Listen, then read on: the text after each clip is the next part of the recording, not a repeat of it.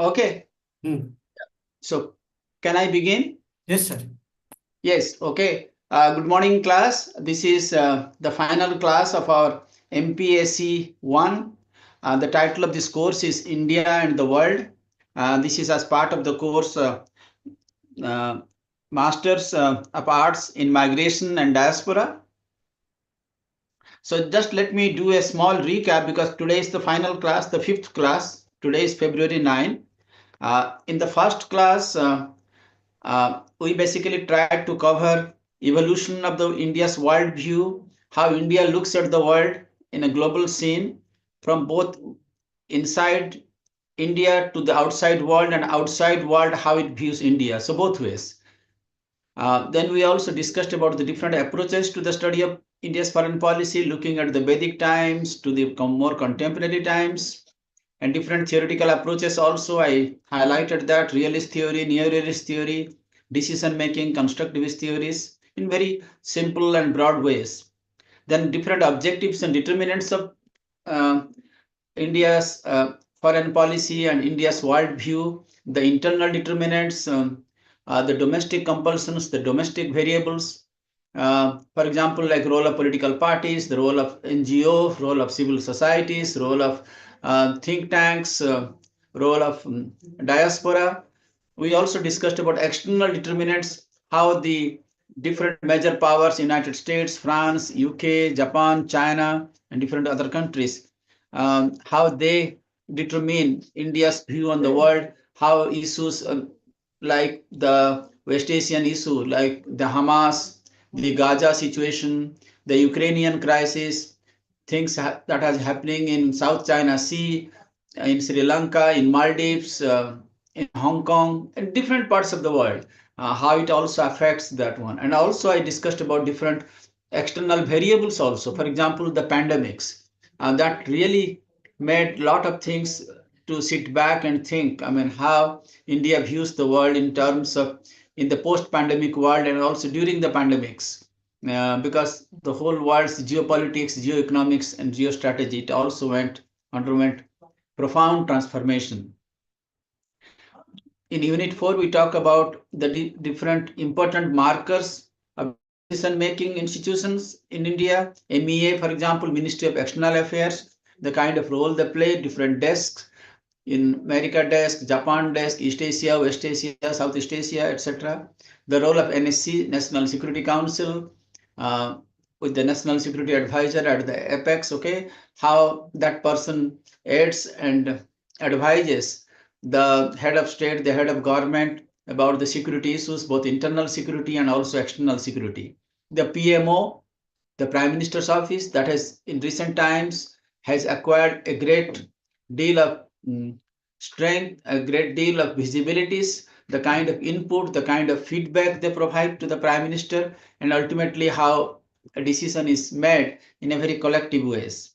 The Parliament and the parliamentary committees, how both houses of parliament, the Lok Sabha, Rajya Sabha, all the debate that takes place in a very free and open manner, and the robust discussion that takes place of various people.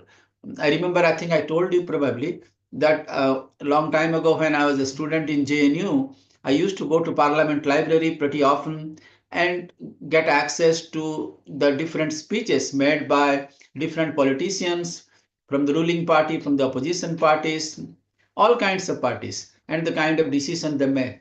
For example, like Indo-US civil nuclear deal, there are people from BJP, people from Congress, people from Communist Party, different regional parties. Each one of them, they have got some important views to say, okay. So I think the best thing is to take all the opposing viewpoints into account, also into perspectives, then try to make your informed opinion in a much more nuanced way. The parliamentary committees, the standing committees, the estimate committees, they play a very important role. Incidentally, just I think 2 3 days ago, I was in the Rajya Sabha Secretariat. I was invited to deliver a lecture on India's foreign policy and the new global order.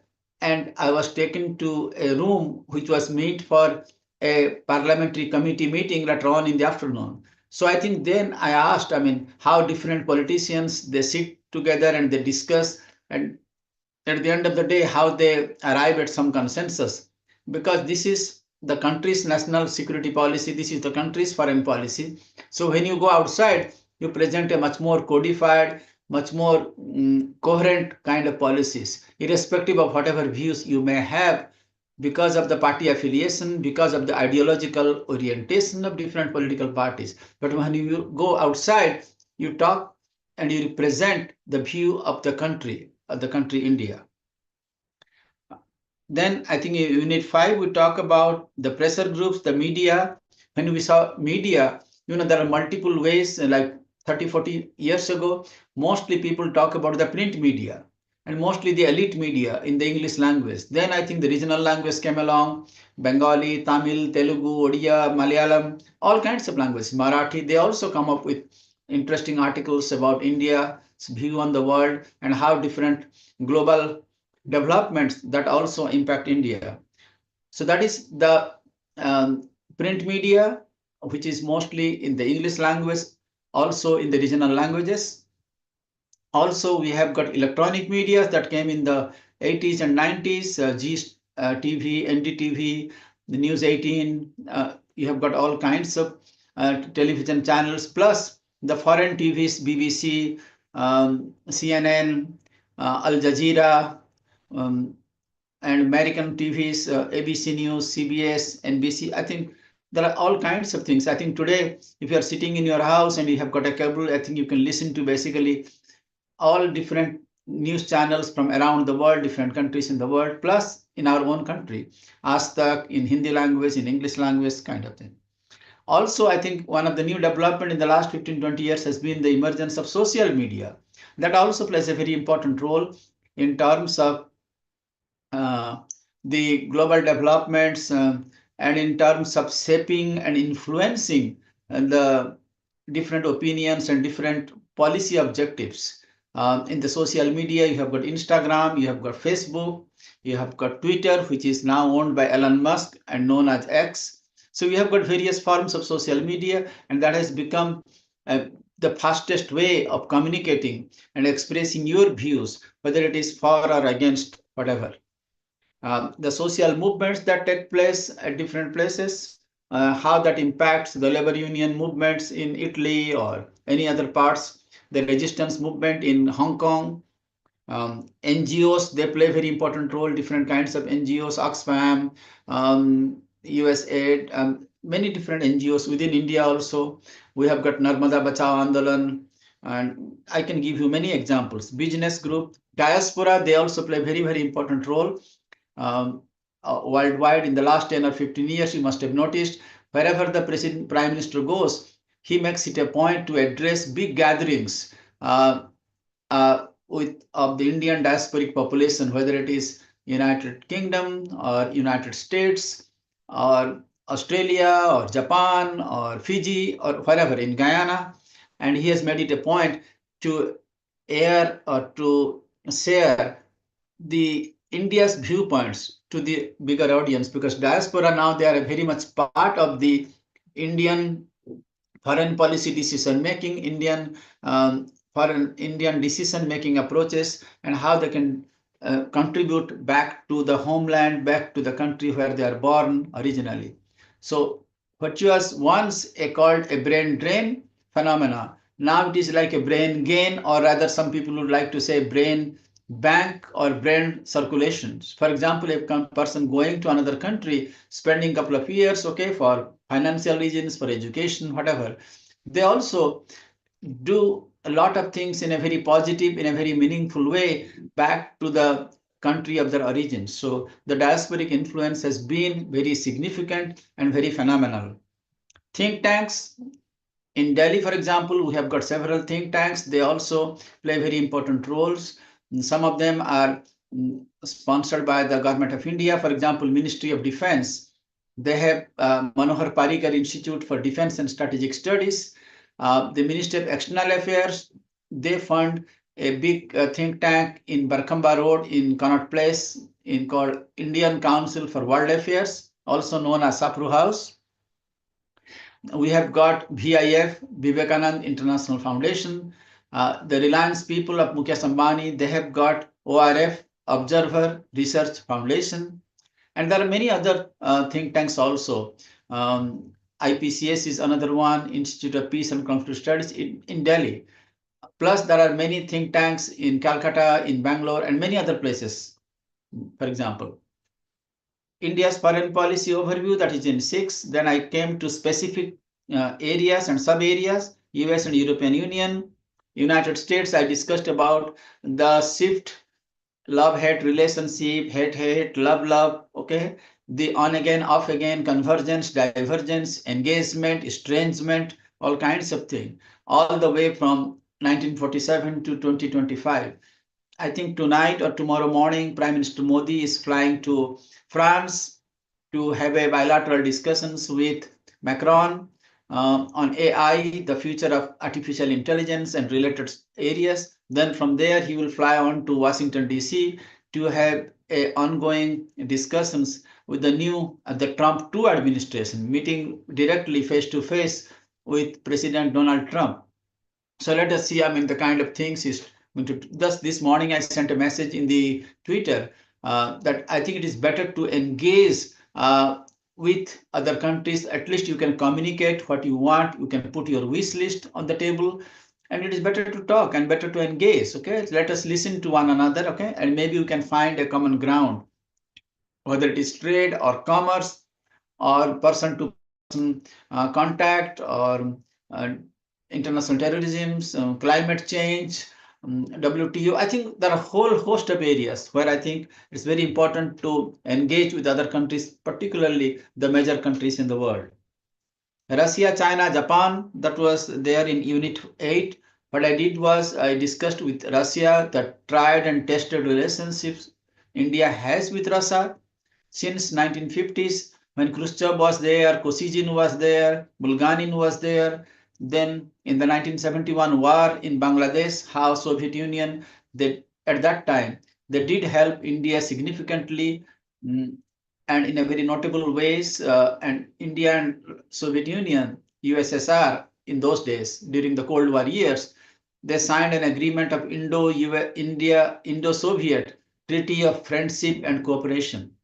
And since then, I think the relationship has withstood all the challenges, all the vicissitudes, and India and in the post-Cold War era, when Soviet Union no longer there, but Russia replaced as the biggest country within the erstwhile republics, and India-Russia relations that was carried forward by Mikhail Gorbachev, by Boris Yeltsin, and then from the 2000 onwards, the beginning of this century, by Vladimir Putin, Dmitry Medvedev, and Putin has been there for a long, long time. So we have got annual meetings at the highest levels between the prime minister of the country and also the president of Russia.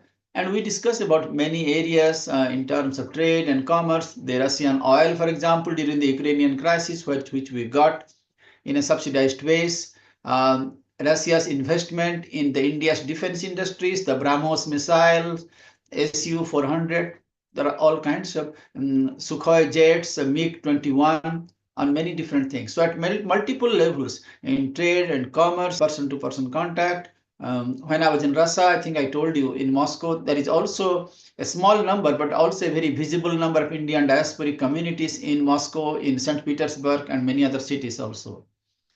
China is a very interesting case vis-a-vis India. I think I used a very interesting joke, like in the 50s and 60s, India and China, they're pretty close in the aftermath of Panchshil. India, China, bhai, like brothers. Then we have the 62 war took place, and that resulted in the downhill of relationship between the two countries. So it was like India, China, bye. Then in the 70s and 80s, the trade and commerce, it blossomed. And then it was like almost like India, China, bye. But again, this Ladakh crisis couple of years ago, that again put the relationship at a back burner. Now I think both the countries are again trying to patch up that relationships, okay, and trying to make some movements. And also China, for example, it is not the same China we saw in the 50s and 60s under the quote and the post Mao Zedong time of peaceful rise, particularly in the post Deng Xiaoping. And we saw that at the beginning of this century, by Jiang Zemin, by Hu Jintao, and the current president, Xi Jinping, how they're trying to display a muscular diplomacy not only in and around China, whether it is Hong Kong or Taiwan or South China Sea, whether it is the disputed islands of Senkaku in Japan, but also they have got some of the initiatives like, for example, the One Belt, One Road, or also known as BRI, Belt and Road Initiatives, and trying to cultivate relations in Myanmar, in Bangladesh, in Sri Lanka, in Maldives, in Indian Ocean, and also in Africa also. So they have got a huge presence over there, okay? Plus, they have also invested heavily in organizations like SCO and and also in APEC, Asia Pacific Economic Cooperation. China basically wants a bipolar, it prefers a bipolar world in which America and China, they will be the dominant actors, whether as co-competitor or co-partner or co-facilitator or maybe co-hegemon. I think it is up to you to pick and choose which title you would prefer to give to these two countries. But in Asia, China prefers a unipolar world, a monopolar world, only China, China. That's one of the reasons why China is so allergic to see India or Japan or any other countries from the Asian continent to be in the expected any proposal for the expansion of the UNSC, United Nations Security Council, or United Nations as a permanent member. So that is one of the reasons. Because of the global ambitions, the global expectations of China, and you would like to overact. We also discussed about Japan. Japan also is we have got a good relationship with Japan. We have no territorial conflict or any other adversarial relationship with Japan. Japan was one of the countries that joined the San Francisco Convention immediately after World War II. India, then Prime Minister Nehru visited Tokyo in 52. And since then, I think our relationship is in the upswing in trade, in commerce, in culture, and many things. There are many things in common in terms of the Buddhist connections, and also when Japan was going through a profound transformations in industries, in making Japan a leading role model country in Asia, India also lended its helping hand to Japan. And since the end of Cold War, 1990s and 2000, with prime ministers like Hashimoto, Yoshiro Mori, we have got Junichiro Koizumi, uh, Fukuda, then Shinzo Abe, and he was prime minister for a long time. And then the current prime minister, Ishiba. I think all these periods, I think Japan has been trying to develop relationship with India. Japan has been very liberal in providing financial aid to India through basically ODA, which is known as Official Development Assistance, and also JICA, Japan International Cooperation Agency. So through these two agencies, Japan does provide a significant amount of aid to India. I also told you in one of the classes that how Japan has provided the technical know-how and the financial know-how as a soft loan to India, and in the making of the metro, the Delhi metro, the entire metro, all different phases. Japan has also been responsible for creating Delhi, Mumbai freight corridors, Mumbai, Ahmedabad bullet train, the deforestation, the forestation drive in different countries, the polio eradication programs, so many hydroelectric projects. So there are many number of projects in India that is actively being supported financially by Japan's ODA, which is again called Official Development Assistance. JICA also provide also significant amount of economic leverage. So basically, I think the relationship is in the upswing. We have got Japan is also along with India and US and Australia. They are member of Quad, which is quadrilateral initiatives. Our Prime Minister and the Prime Minister of Japan, they meet on a regular basis on an annual 1 year. The Prime Minister comes here and 1 year our Prime Minister goes over there. So we have got a good relationship across many levels at different levels. India and its neighbors, that is number unit 9, where I discussed about India's, although India is the leading country in South Asia, in Indian subcontinent, and if you look in a clockwise manner, we have Bhutan, we have Nepal, with whom we have got significant amount of um, collaborations, different kind of collaborative arrangements, um, because they are landlocked countries. They're surrounded by land, so they need access to the sea, to the ocean. So India is one of the areas in which they can pass through that corridor. So we have been very uh, flexible in terms of um, extending our hands of friendship and cooperation with whoever government is there in Nepal or in Bhutan. And same thing story in Bangladesh. Of course, currently India and Bangladesh, they are not in the best of relationship because of the change of governments. But I think still India tries to maintain at least a level of status quo or a level of cordiality with whoever government is there in Dhaka. We have got Bangladesh and India, they are not only part of the BIMSTEC, they're, which is a regional organization, but they're also part of SAARC, South Asian Association of Regional Cooperation. Sri Lanka, we did have some problems in the 80s, particularly with the Tamil insurgency, etc. Um, and the demand for a separate Tamil state in Jaffna province in the northern part of Sri Lanka. But since then, I think relationship has come to a little bit more on a stable basis, on a more normal basis between India and Sri Lanka. The leaders come here, so we have a reciprocal visits by one another. So the trade and commerce, those things are also continuing. With Maldives also, we did have some issues very in recent past because India felt that Maldives is getting closer to China and China is trying to expand its sphere of influence in Maldives. They have intention to make a military base or something. So, but lately enough, I think Maldives is again realizing that their main source of support is India because tourism is one of the big things in Maldives. So they get a lot of foreign remittances, uh, and I think the relationship is now back to on the on track basis again. With Pakistan, we have an on again, off again relationships for a variety of reasons. So as far as India is concerned, India would like to see a strong, stable Pakistan because it is very important for India that neighbors remain relatively strong and stable and resilient and usher in some meaningful reforms in terms of governance and people's needs, etc., etc.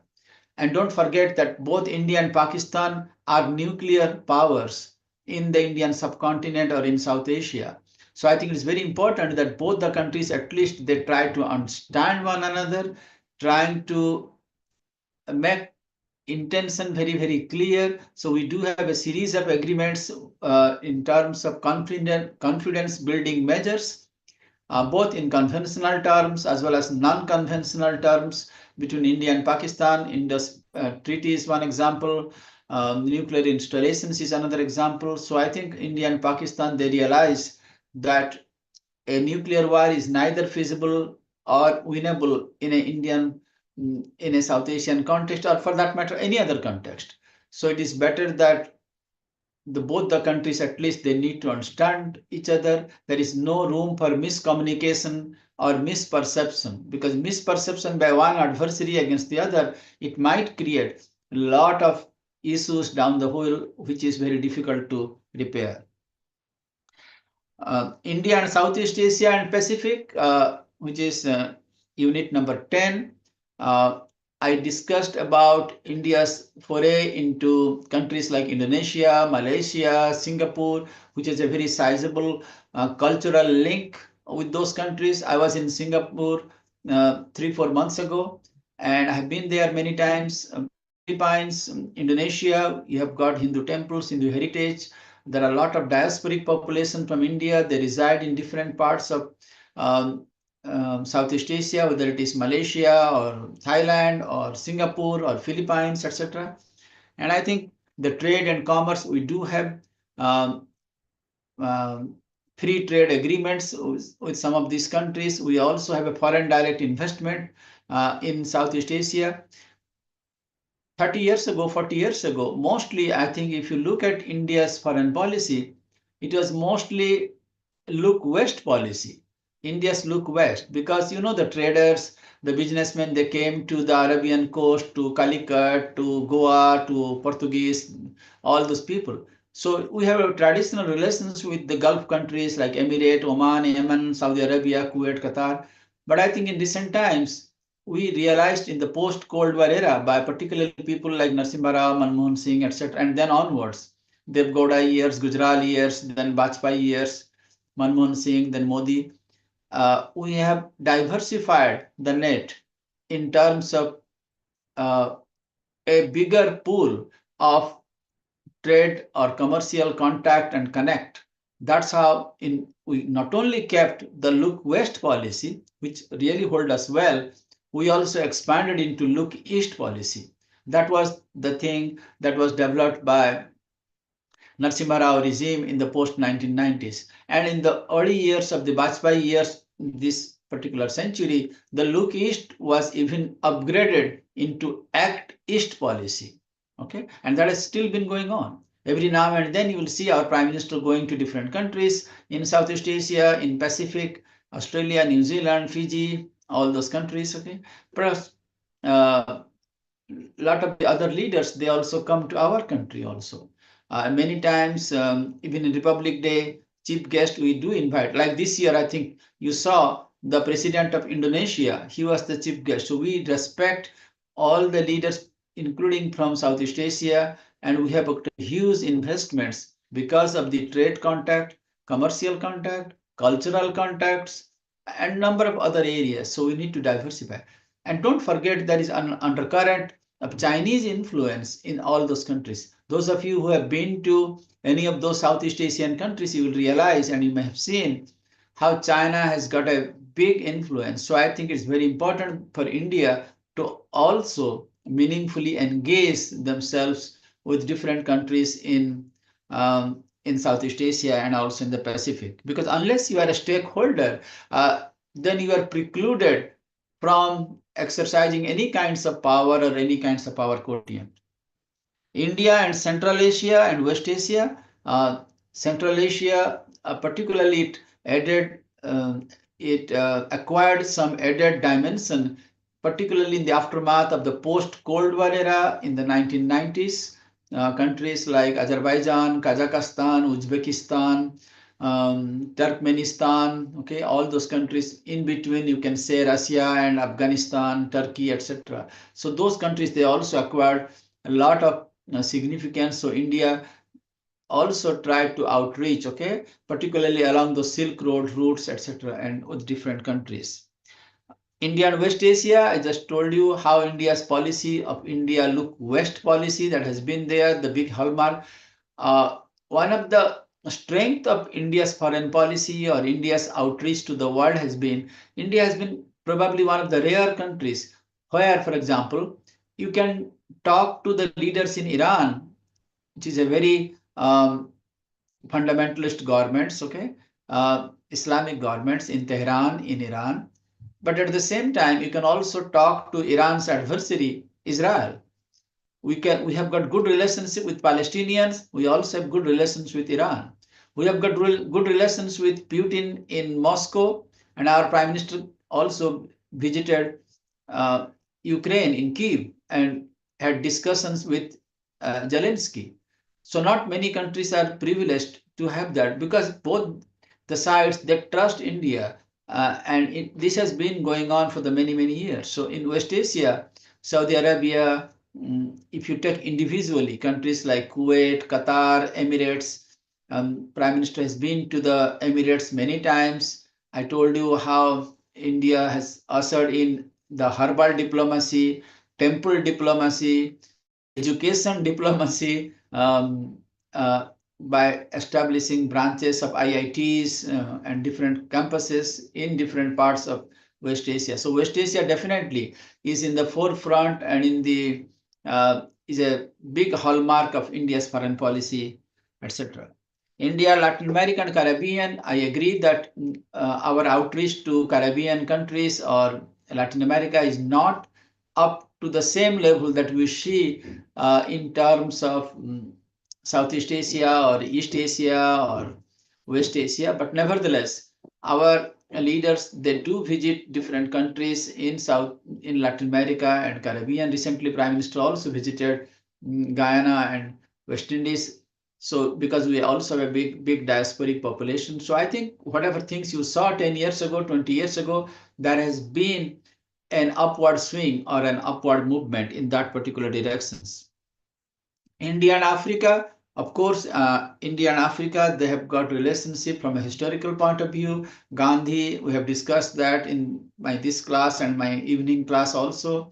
How Gandhi went to Natal province, how he met the indentured laborers, and then he came face to face with issues of racialism, racial discrimination, with anti-colonialism, etc. And when he came back to India, how he tried to practice that resistance, non-cooperation, civil disobedience against Great Britain, and ultimately that led to the birth of India as an independent country in 1947. So Africa has been uh, uh, on the radar of India for a long time, whether it is policy of non-alignment with leaders in Ghana, Nkrumah, or Nasser of Egypt, Julius Nyerere of Tanzania, Jim Kenyatta from Kenya. I can give any number of names. So we have got policies of non-alignments. We consistently supported Africa, each and every African country to become independent from their respective colonial masters, whether it is Great Britain or France, Belgium, Dutch, Portuguese, whoever. So I think India has got a good, robust relations. In the 2 years ago, when we had this G20 summit in Delhi, India took the lead in putting African Union (AU) as a member of G20. So in the last year, when the G20 took place a few months ago in Brazil, uh, G20, African Union (AU) was also very much there. So I think it gives a lot of joy and a lot of pride to India that we have stood behind Africa, both East Africa, West Africa, South Africa, North America. So whatever economic and technical assistance India could do, and I think India has not hesitated to extend its hands of friendship and cooperation with different countries of Africa, because we basically think that we are on the same boat. They also need an upliftment, they need some moral support, they also need some tangible support.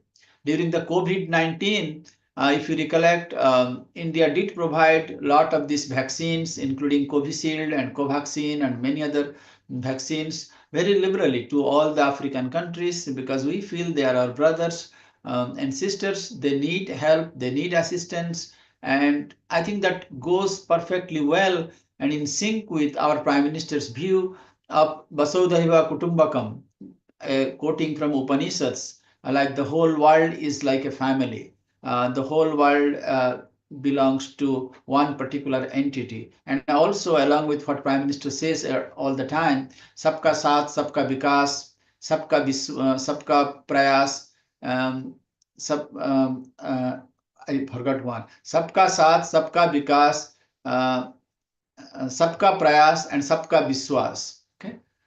So everybody basically joining hands with one another and trying to develop in a collective ways. Then Unit 14, we talk about arms control, disarmament. I tried to delineate the difference because a lot of people get confused between what is arms control and what is disarmament. Disarmament is like an ultimate goal. You disarm, okay? No arms, nothing, okay? I mean, you can say almost like Switzerland, okay? They don't have any armies, okay? Or you can say in the post-war situation like Japan, okay? Under Article 9, they have a very limited SDF, self-defense force, okay? So disarmament means you completely disarm, okay, as a nation state, okay? But a lot of people say this is very ambitious, okay? And it is not possible, it is not feasible. You need to keep at least some semblance of army or air force or navy, etc., etc., okay?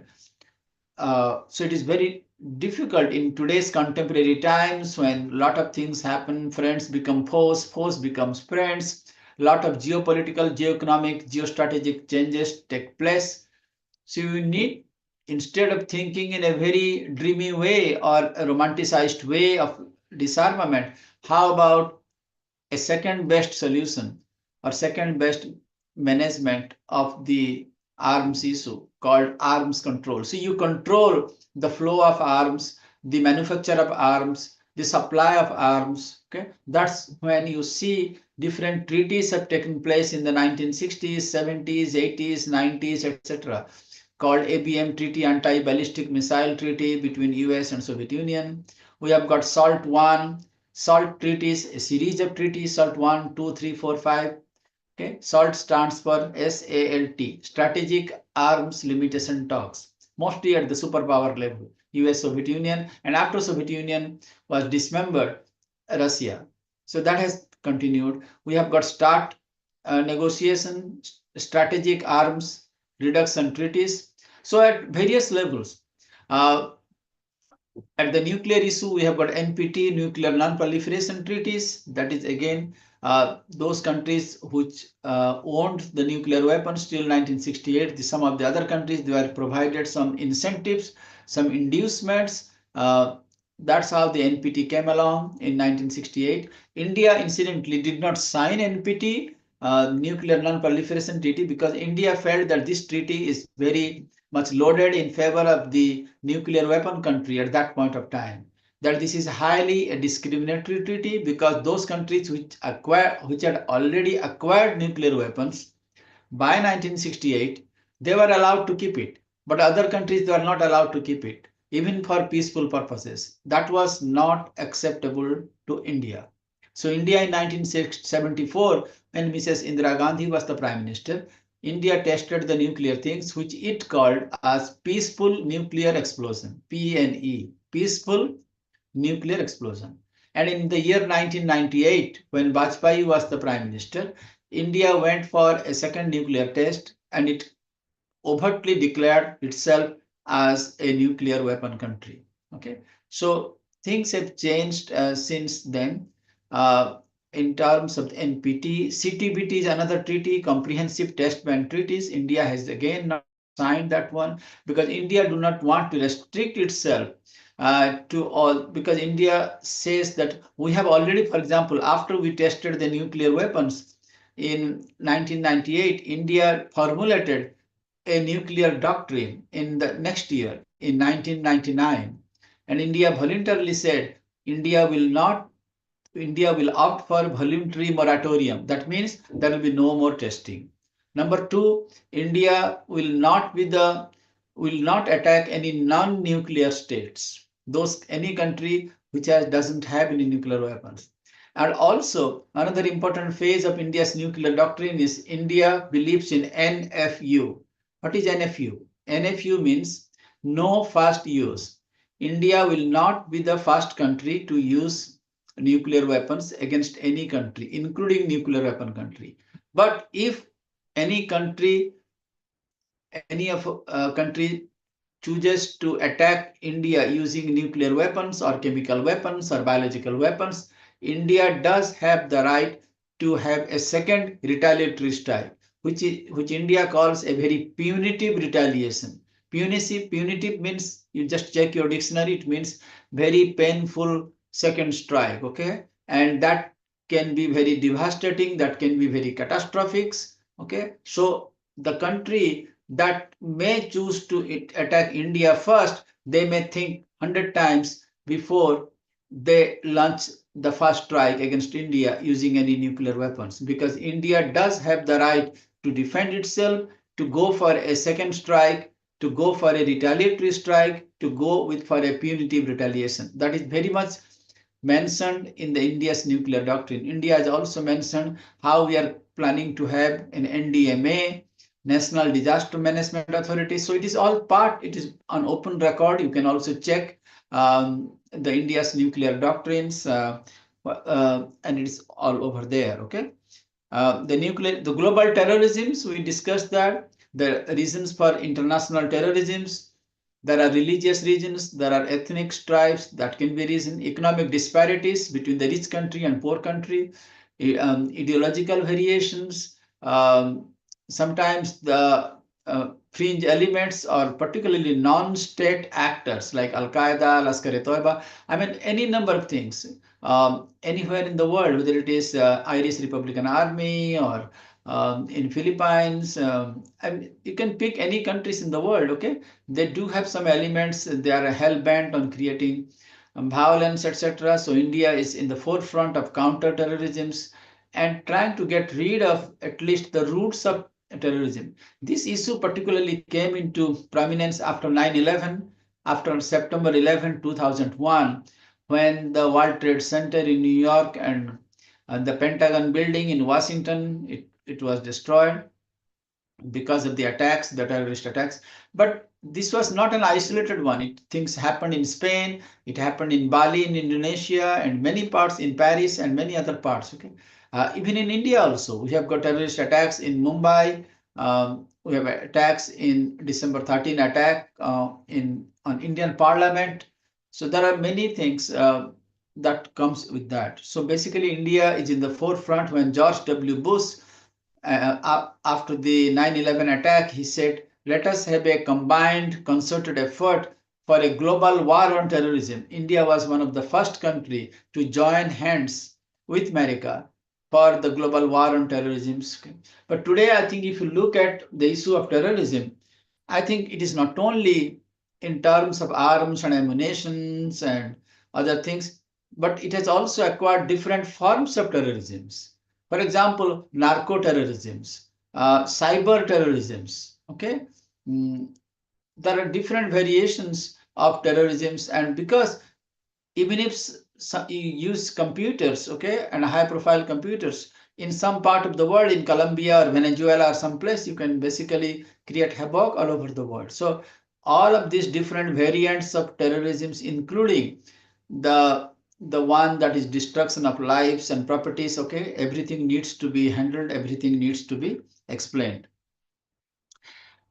Unit 15, we talk about multinational corporation, regional cooperation, SAARC, ASEAN, GCC countries, European Unions, and many different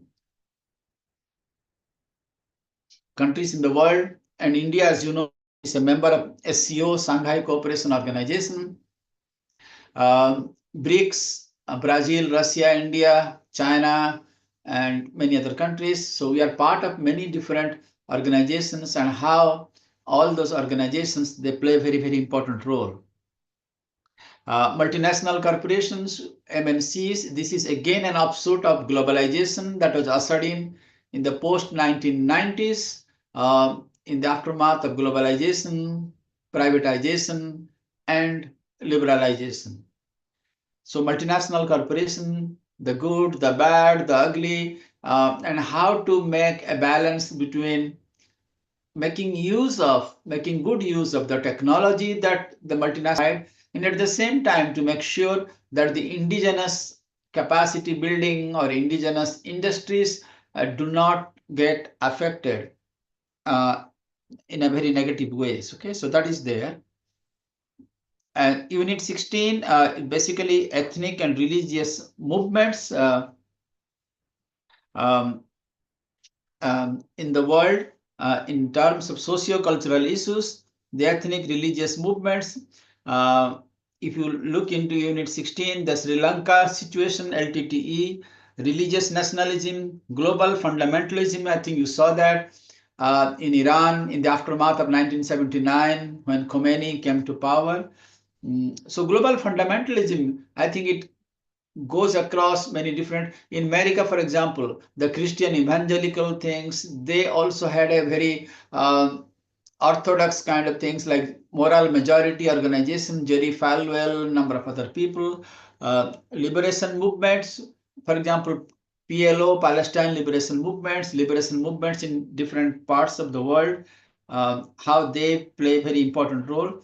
Uh, uh, Anti-modern impact, and the Taliban's another examples that you can give.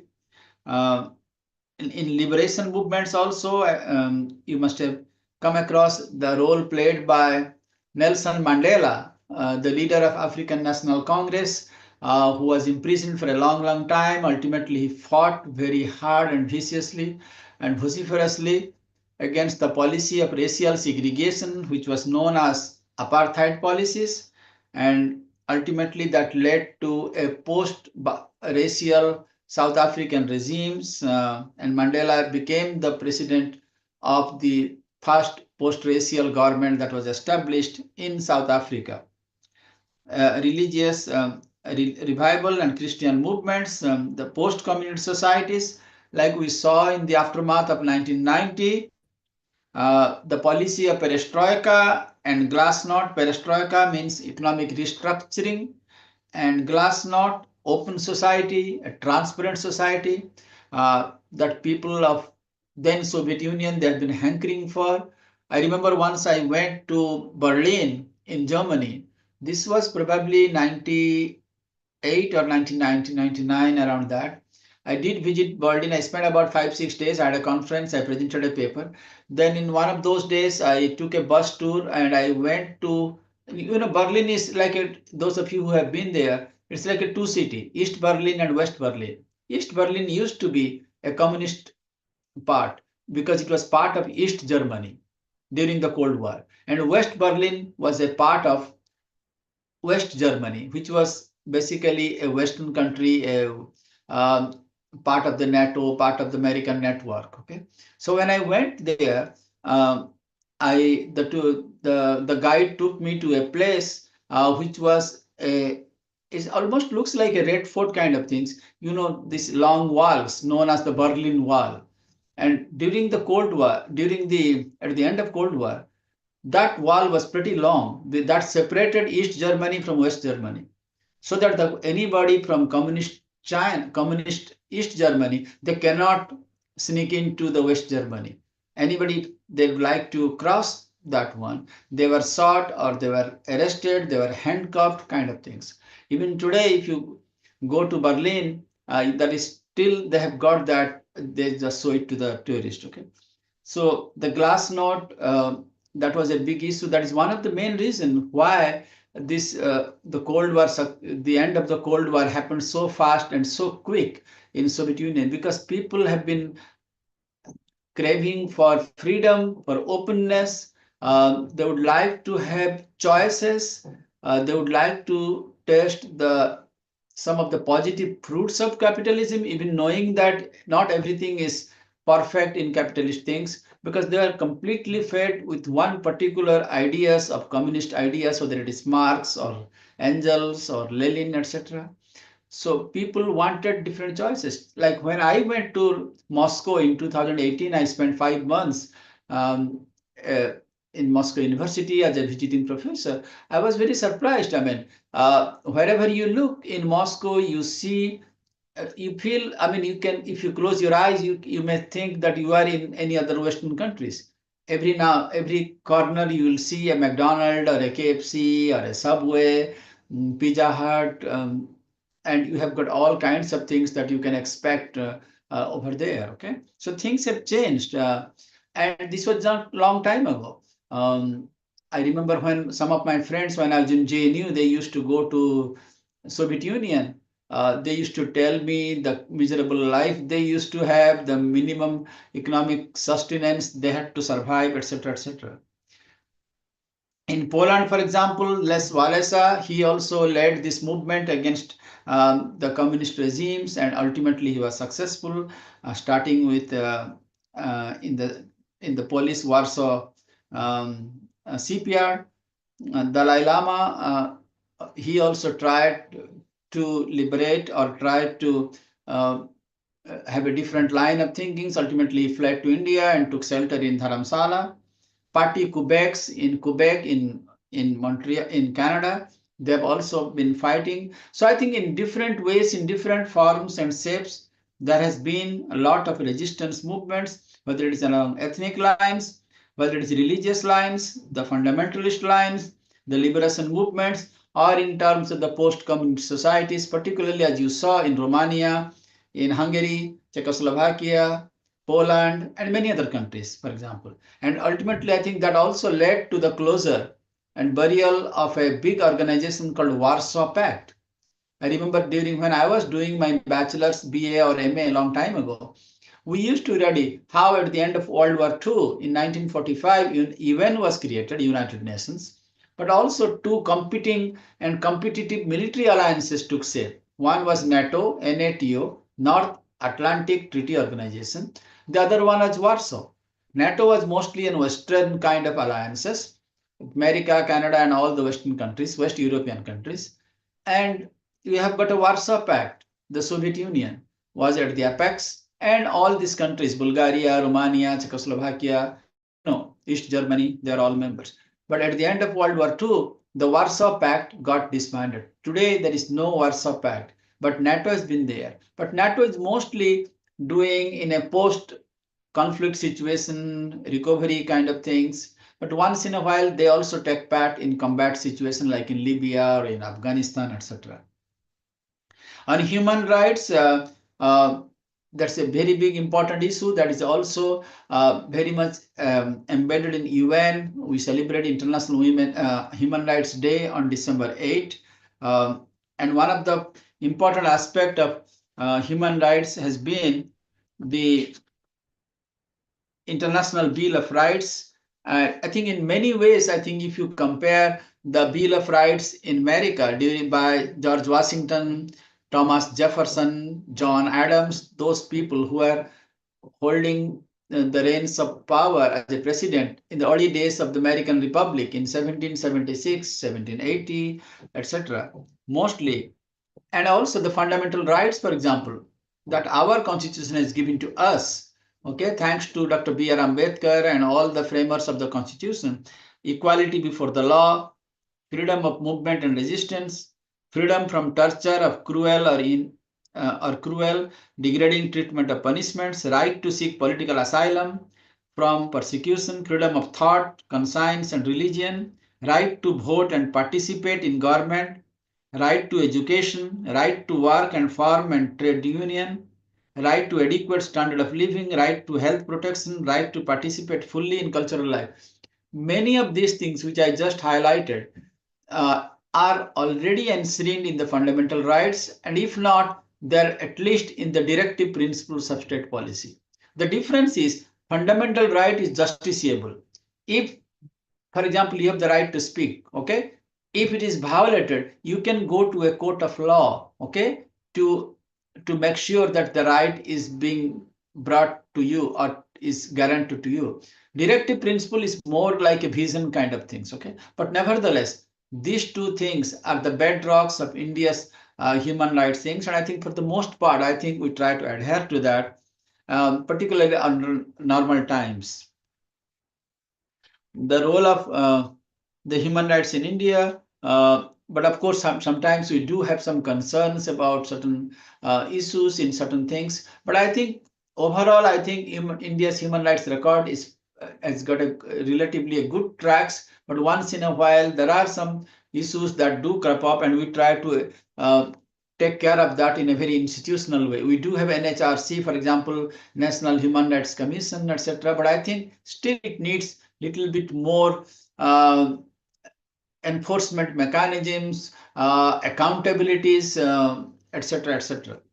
The role of the UN system of human rights, the Stockholm Conference on Human Rights, and there are many other areas that I think we need to that is an ongoing process. The UN Human Rights Council that meets occasionally in Geneva, Switzerland, they also come up with different issues. What is happening with the Rohingyas in Myanmar, or the Chakma rebels in Bangladesh, the Tamils in Sri Lanka, or the Muslim rebels in Philippines, in Mindanao province. So I think all across the board, so human rights is a big issue. Even in America also, although officially racialism has ended, civil rights movement has taken shape thanks to Dr. Martin Luther King Jr., or even you can go back to Abraham Lincoln, still once in a while you hear about the racial issues cropping up in America in recent times. and many other countries in the world. In France, for example, it happens in many other things.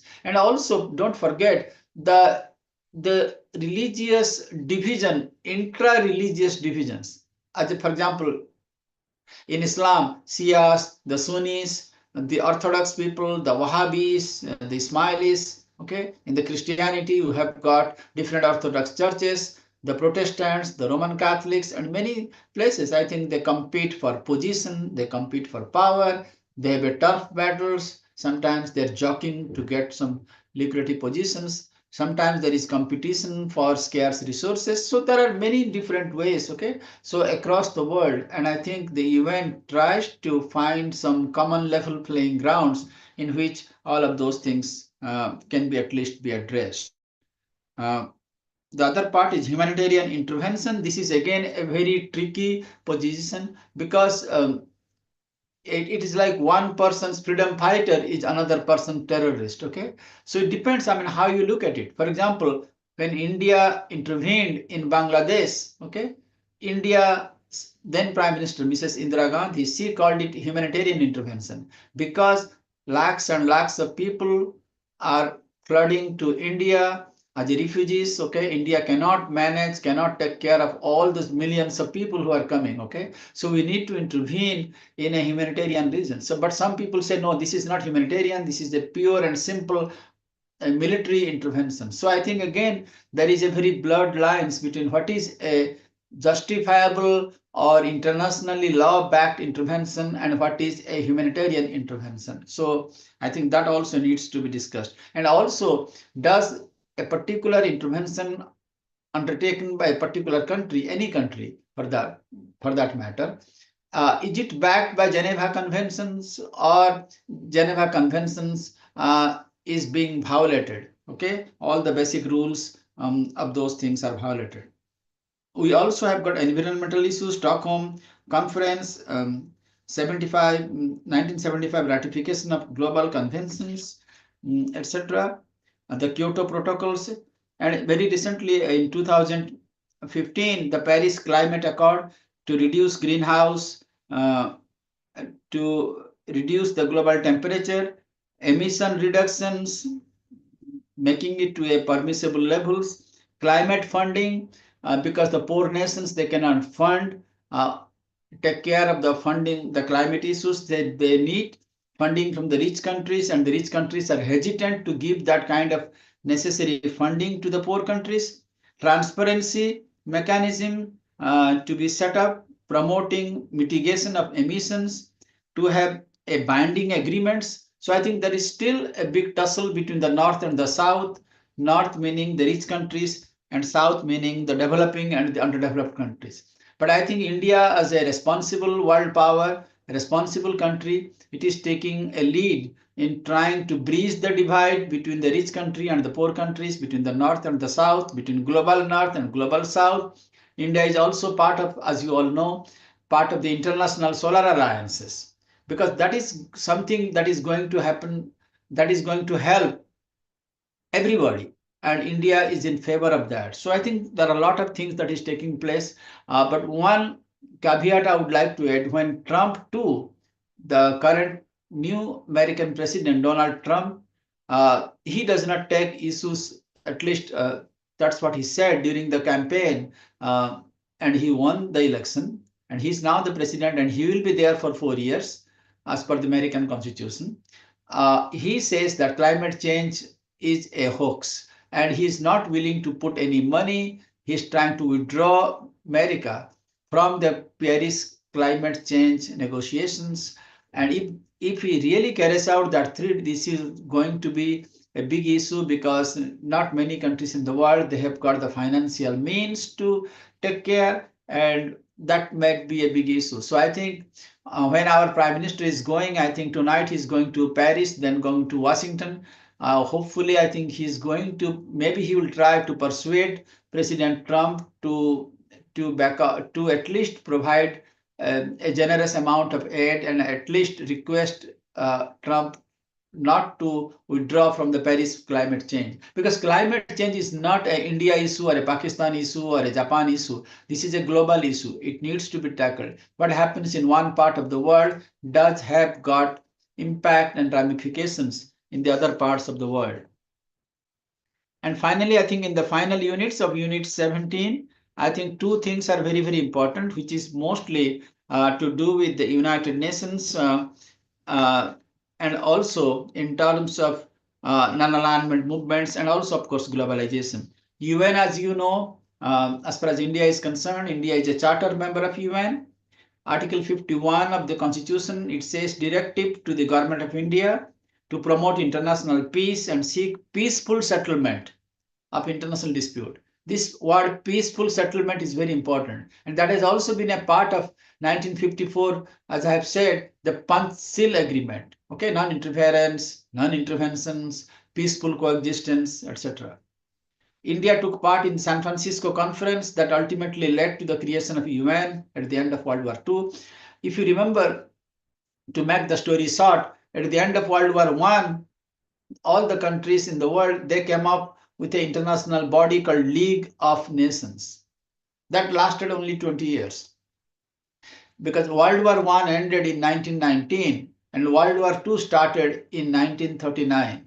So this 20-year period, 1919 to 1939, it was a period of unquiet peace, meaning peace was there, but it was a very fragile peace, very unquiet peace, because Germany was punished too much, it was humiliated, and there are various other reasons also. And ultimately, World War II took place. Okay, so League of Nations was even not passed by the American Congress, by American Senate. Ultimately, League of Nations was a dead horse.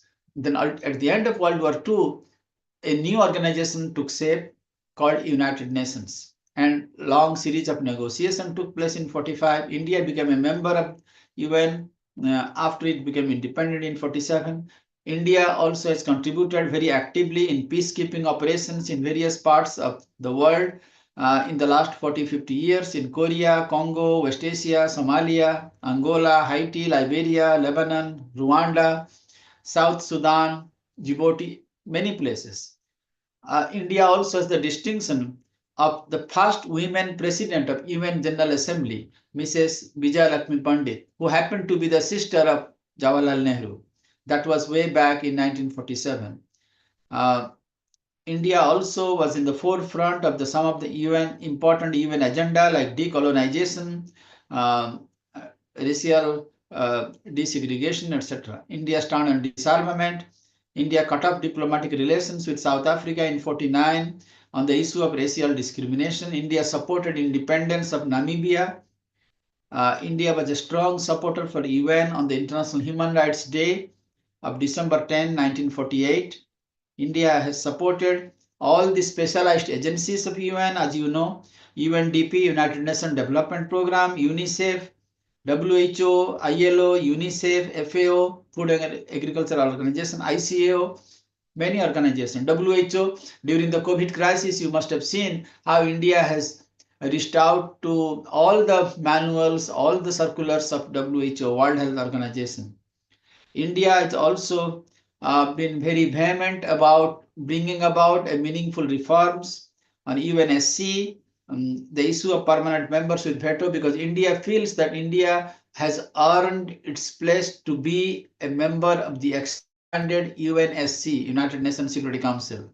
Okay, because of the record, the peacekeeping, peacemaking, peace building, and all the things that India has done. But due to the politics in the global bodies, particularly role played by China and other countries, as of now, India has not been a member of the expanded vision of UNSC. UN General Assembly has also adopted International Yoga Day on 21st June of each year. There has also been a proposal before the UN to make International Equality Day on April 14 on the occasion of Dr. B.R. Ambedkar's birth anniversary. In 2023, UN also declared the Year of the Millet. There are contemporary priorities of the UN reform, sustainable development, counter-terrorism, disarmament, India's zero tolerance to terrorism, and proactive act. So I think if you look in a more cumulative ways, I think there are a lot of positive things that UN has done in the last 60, 70 years, but there are still a lot of things that needs to be done. In terms of non-alignment, which I have already discussed before, basically this is an example of neutrality, neutralizations, non-involvement, non-ideological orientations. The pioneers happen to be Nehru, Tito, Nasser, Sukarno, Nkrumah, Nyerere, etc. And it got its origin at the end of late 40s and early 50s. It is against hegemony by any state, against any military official alliances, against the Cold War, against ideological polarization of the world, choosing its own path to development, emphasizing on mutual friendship and equality, supporting actively to all the UN missions and objectives, and the major restructuring of UN uh, and non-alignment was also very much responsible for the end of Cold War, in some ways, end of colonialism, end of racialism, rise of the third world and developing countries, and trying to usher in an era of developments across the world. Commitment to human rights, climate change, global warming, AIDS crisis, pandemics, counterterrorism, drug trafficking, new international world orders, and non-alignment also in the in the 90s onwards. I think even in Africa and also in India, Latin America, they try to expand the definition and the scope of non-alignment and including strategic autonomy. So if it is in the interest of a particular nation state to go beyond this, all these things that I just discussed, they have the right to do so, because in the supreme national interest, a country has to maintain survival in a realist world. So I think these are some of the things I just wanted to highlight. And it's a very open-ended kind of course. India and the world, we can just talk on and on for months and years. But I think at least today I have a satisfaction that at least I tried to get across some of the important markers, important nuances, important points, so that at least you get an idea, you get a composite view of what is going on and where we stand, which things worked, which things did not work, and how we can move and how we can. It's very dynamic things, as I have said. International relations, international politics, the global developments. It's a very ongoing kind of fluidity is there. Okay, so what you see today, 6 months from now, 2 years from now, 5 years from now, things may be different, but at least we need to know and make connection between the past and the present and the future. If we do that, I think it will hold us pretty well. So again, thank you very much. Okay, any quick questions, any comments by anyone?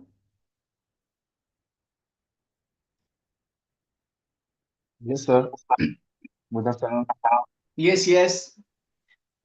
So it was very nice to listen to you all this time to get many insights about these whole Yes, situations. yes, thank you. Thank you. Thank you so much. Thank you. And Yes, your country is also a very important country. I would love to visit your country someday. Because, I mean, we live almost like within a tent, okay? And the whole yes, world is like a camp, like a tent, okay? So there is nothing like a big country, small country, this and that, okay? Everybody can chip in, everybody can contribute. And lot of issues are global. So yes, you cannot say COVID issue. Pandemic is a Mozambique issue or India issue or America issue. It affects everybody. Climate change, terrorism. Okay. I mean, I can name many, many things. Okay.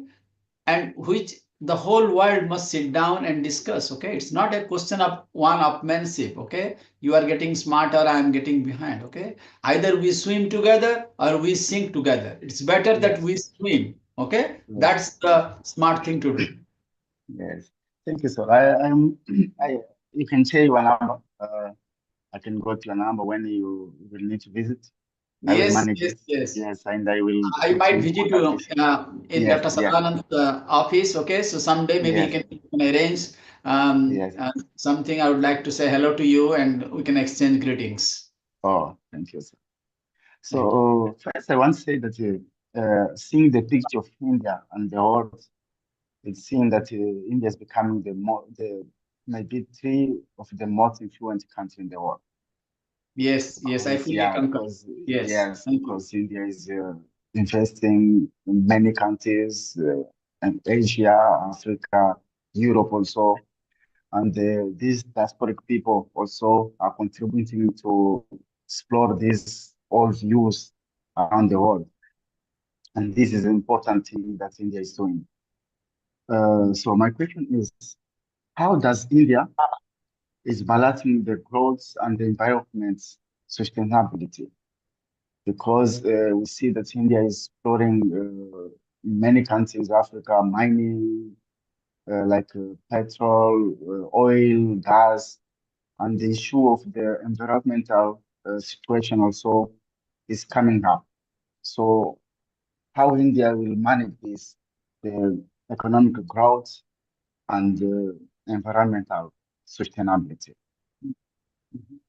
Thank you. Yes, I think that's a very good question. Thank you, thank you. I think India is probably trying to do it both ways. Okay, first of all, what we can do as a country. Okay, in spite of our limited resources. Okay, but our heart is pretty large. Okay, we like to give in. Okay, we like to chip in. Okay, like I gave you that example of the COVID-19 and the vaccine diplomacy that we did. Okay, so whatever little things we can do in terms of providing assistance, providing ideas, providing technologies, providing expertise.